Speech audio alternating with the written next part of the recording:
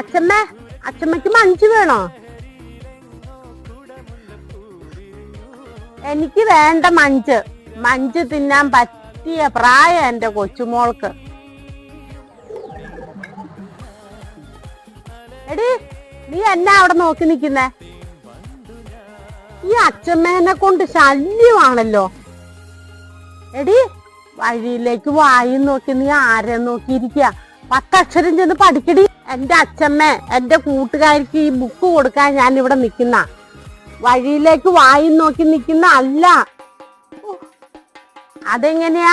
വഴിയിലേക്ക് വായി നോക്കി നിക്കണ്ട പ്രായമല്ല അവളുടെ.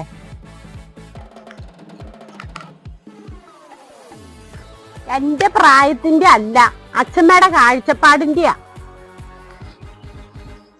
വഴി ചെന്ന് നിന്ന് ബുക്കും പുസ്തകവും ഒന്നും കൈമാറണ്ട.